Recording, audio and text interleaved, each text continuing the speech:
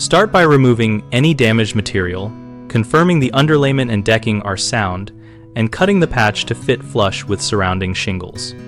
After patching the hole and installing a replacement underlayment if needed, slide replacement shingles into place following the original exposure and the roof slope. Match the woven pattern where applicable by alternating courses so seams do not line up vertically. This improves water shedding. Use new roof nails of the correct length so they penetrate the shingle, the roof felt, and at least 3/4 of an inch into the decking without overdriving them. Place nails away from any new seams and at least 1 inch above the shingle cutout line so the flap covers the fasteners when the next course is installed. Bed the tabs with a small bead of roofing cement under any cut edges or where the patch meets adjacent shingles to seal gaps and prevent wind lift.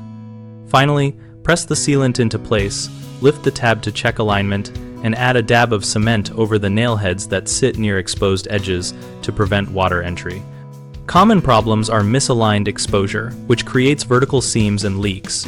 Fix this by measuring the remaining exposure from the course below and set each replacement to that same reveal so seams offset naturally.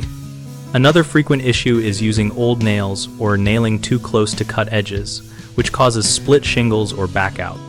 Always use fresh nails and position them in the prescribed nailing zone 1 inch above the cut line to avoid splits and ensure proper holding. The third is failing to reseal cut edges and nail heads, allowing water to infiltrate.